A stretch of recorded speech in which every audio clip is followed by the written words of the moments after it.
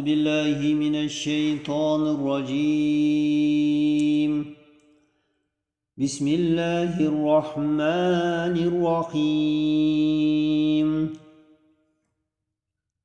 تبارك الذي بيده الملك وهو على كل شيء قدير. الذي خلق الموت والحياة ليبلوكم أيكم أحسن عملا وهو العزيز الغفور.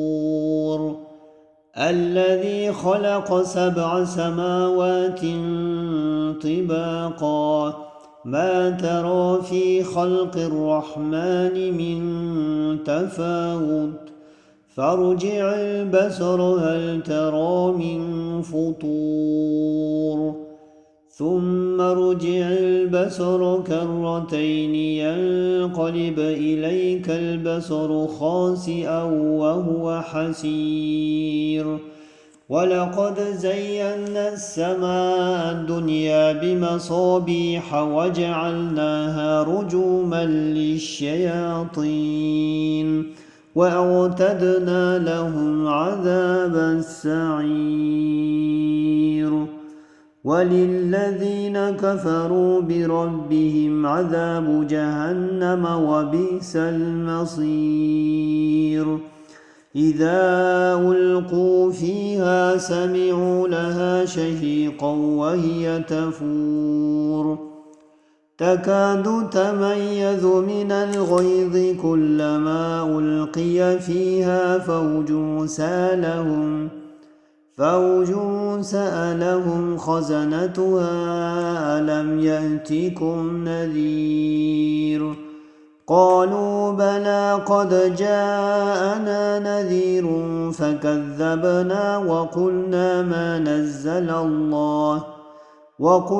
ما نزل الله من شيء إن أنتم إلا في ضلال كبير. وقالوا لو كنا نسمع أو نعقل ما كنا في أصحاب السعير. فاعترفوا بذنبهم فسحقا لأصحاب السعير. إن الذين يخشون ربهم بالغيب لهم مغفرة وأجر كبير. وأسروا قولكم أو اجهروا به إنه عليم بذات الصدور. ألا يعلم من خلق وهو اللطيف الخبير. هو الذي جعل لكم الأرض ذلولا فامشوا في مناكبها وكلوا من رزقه وإليه النشور. أأمنتم من في السماء أن يخسف بكم الأرض فإذا هي تمور أم أمنتم من في السماء أن يرسل عليكم حاصبا فستعلمون كيف نذير. ولقد كذب الذين من قبلهم فكيف كان نكير.